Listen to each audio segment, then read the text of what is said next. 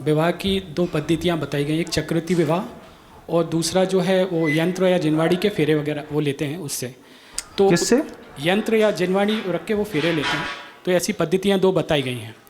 अब कुछ चक्रवर्ती विवाह करने के बाद कुछ व्यक्ति कानून की सहायता से विवाह विच्छेद वगैरह की प्रोसेस कर लेते हैं। तो मेरा प्रश्न ये है कि जो व्यक्ति विवाह विच्छेद की प्रक्रिया कर लेते हैं और उन्होंने दूसरा विवाह नहीं किया है, या फिर तो क्या जैन आगम के अनुसार भी उस विवाह को विघटित माना जाता है? अगर नहीं है ऐसी कोई प्रक्रिया तो उनको क्या दोष लगता है? चक्रवर्ती विवाह होने के पश्चात जो संबंध विच्छेद किए जाते हैं, संबंध आत्मा से आत्मा के बने रहे, इसलिए मंत्रों की साक्षी पूर्वक दो परिवार के लोग एक स्थान पर बैठ करके अपसख्यम, परसख्यम और देवता सख्यम, तीन की साक्षी पूर्वक दीक्षा भी होती है और तीन की साक्षी पूर्वक गृहस्थ धर्म के संस्कार भी होते हैं।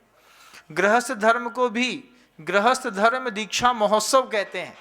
आपको शायद शब्द पता ना हो तो मैं आपको आगम का शब्द बताता हूँ। विवाह के लिए जैन दर्शनकारों ने गृहस्थ धर्म दीक्षा महोत्सव शब्द लिखा है। वह गृहस्थ धर्म की जो दीक्षा होती है जिसको आप विवाह कहते हैं, ये तीन की साक्षी पूर्वक, अपसख्यम अपनी आत्मा की साक्षी पूर्वक, परसख्यम रिश्तेदारों की साक्षी पूर्वक, और बीच में जो विवाह की पद्धतियां यंत्र पूजन विधान आदि होते हैं तो देवता सख्यम, देवता की साक्षी पूर्वक ये इस तरीके के आयोजन गृहस्थ धर्म दीक्षा के होते हैं।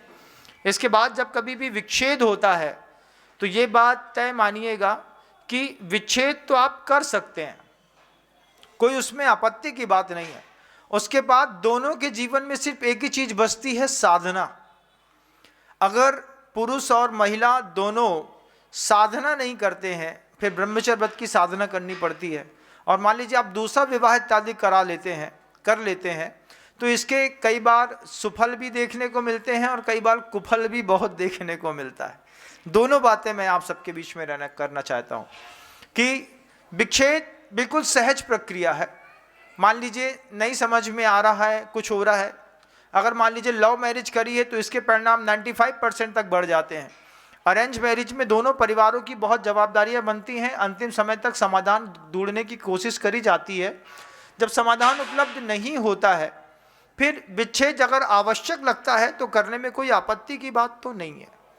आगम इसके लिए अनुमति तो देता है, लेकिन ये भी कहता है आगम कि अगर मान लीजिए विच्छेद कर लिया है तो फिर ब्रह्मचर्य का निर्दोष पालन करते हुए धर्म की साधना करें, दोबारा उस तरीके के विकल्पों में ना फंसें जिस तरह के एक विकल्प में फंसने के बाद आपको तकलीफ हो गई।